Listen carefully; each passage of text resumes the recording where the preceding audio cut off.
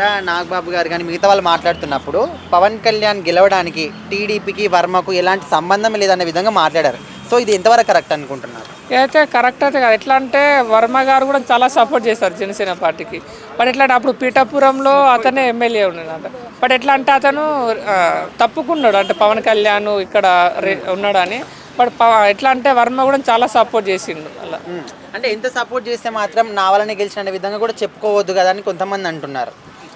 But ఎట్లా అంటే ఇప్పుడు జనసేన పార్టీ ఇప్పుడు ఎట్లా అంటే అప్పుడు టీడీపీ ఉంది, టీడీపీ జనసేన పార్టీ రెండు ఎట్లా అంటే కలిసి ఎట్లా అంటే మన కలిసే రెండు ఏజ్ చేసినా రెండు పార్టీలు కలిసే చేశాయి. అంటే ఇప్పుడు పవన్ కళ్యాణ్ ఓన్లీ పిఠాపురమే కాదు ఇంకెక్కడ చేసినా కూడా గెలిచే సత్తా ఆయనకు ఉంది, పవర్ ఉందని అంటున్నారు.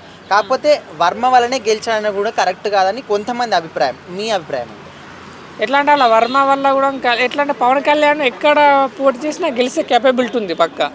బట్ ఎట్లా అంటే వర్మ కూడా ఎట్లా అంటే అతను కూడా చెప్పాడు, ఎలా అంటే ఇప్పుడు అతనికి ఎలా అంటే ఎమ్మెల్సీ సీటు ఇస్తారు కూడా అని చాలా మంది అనుకున్నారు. బట్ ఎట్లా అంటే ఇప్పుడు ఆ ఎమ్మెల్సీ సీటు ఇప్పుడు ఎట్లా నాగబాబు అదే అట్లా నాగబాబుకి ఇచ్చారు కదా. ఎట్లా అంటే అతను మరి అతని మైండ్లో ఏముందో మనం చెప్పలేము కదా అలా. సరే, మరి స్టేజ్ మీద నాగబాబు గారు మాట్లాడిన మాటలు కరెక్టే అంటారా? పవన్ కళ్యాణ్ గెలవడానికి పవన్ కళ్యాణ్ జన సైనికులు మాత్రమే కారణం, ఇంకెవరు కాదే అంటే అలా మాట్లాడడం అయితే కరెక్ట్ కాదు.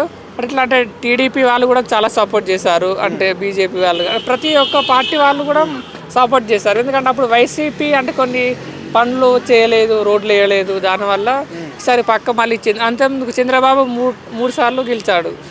ఈసారి కూడా గెలిస్తే చాలా బాగుంటుందని ఎట్లా అంటే అందరూ అనుకొని ఓటర్లు ప్రతి ఒక్కరు ఓటేసి గెలిపించారు.